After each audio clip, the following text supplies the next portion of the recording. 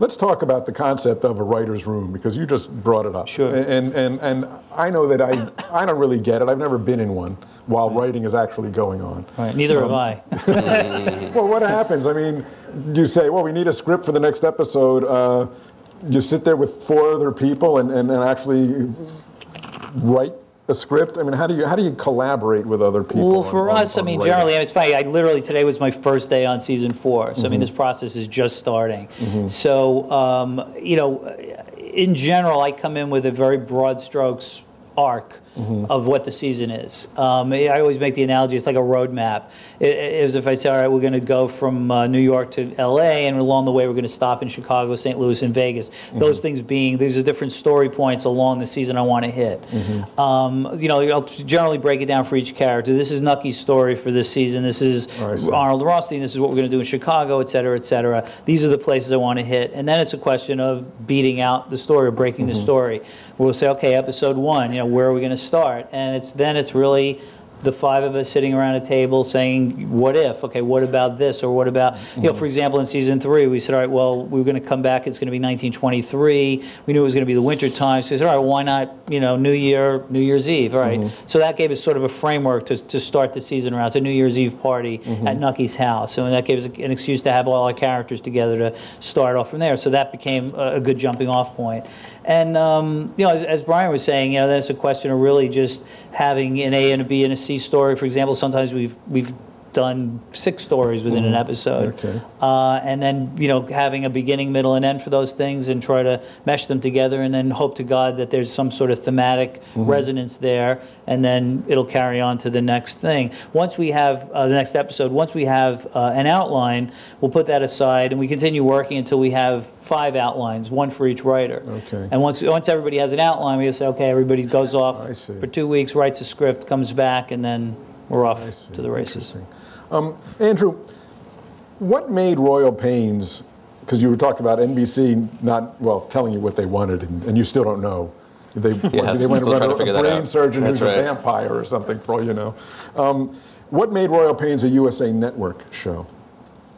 I think there's the creative answer to that question and there's the business answer to the question. Yes. The creative answer to the question is that the network is starting to really evolve, as you've seen with their latest launches like Political Animals. But when I sold the show, they were very much still the Blue Skies network, looking for a single lead show with a really endearing, sympathetic hero with an interesting backstory who was thrown into a world where he or she didn't belong. Okay. And I think this really was sort of up their alley in that sense. The business answer is that they had just bought the syndication rights to House, and they were looking for an original medical show to pair with House, and I truly believe that if not for both of those reasons, it wouldn't be on the air, and sometimes you just have to have the right show and be lucky.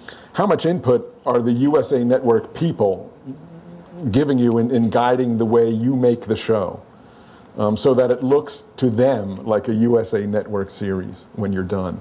I think a fair amount of input. I also think you only need to get that input, you know, so hard for so long before you get the idea, you understand what the template is. And then also once the show's been established, I mean, that look is pretty much there, and it's the responsibility of, you know, the people in our jobs and the people in the camera department and the DP to preserve and sustain that look. But, you know, that's not the only place where they have a say in the creative content of the show. And luckily for me, and I'm not just saying this because this is televised, I work with really, really smart network executives, and they're, you know, we don't always agree, but I don't think I've ever gotten a single note that I've thought to myself, oh my God, that's the stupidest thing I've ever heard. Brian, is CBS somewhat rigid in what they want in terms of the formula for their shows? I mean, they've been a very successful, the most successful broadcast network in terms of mass appeal and audience. Yeah, I think it's probably true of all successful shows. You know, in success, you buy yourself some wiggle room. So certainly at the beginning of your series, you know, the network and the studio are very much involved in not just the look of the show, but it can get pretty intense with the outlines, and the scripts, and then ultimately the cuts. And it's why the first year of any series is the most challenging, because everybody is really trying to figure out exactly what this show is, what's the best version of this, and CBS Network may be pulling for it to be, more procedural, and CBS Studio may be pulling for it to be much more dramatic, and then, we're the writers here and we're pulling it for it to be more of a family relationship show, and all of that, it's like a tug of war, and then kind of around the end of the first season, if it's going to go on to the second season, you sort of know what it is. I mean, my favorite time is the second season on a show. Okay, why is that? It's the most fun for me, because you've figured out what the show is. The heavy lifting has been done, and the characters, hopefully at this point, have really started to blossom and become, real people with rich backstories, and that's the stuff that you really get to have fun with writing second season.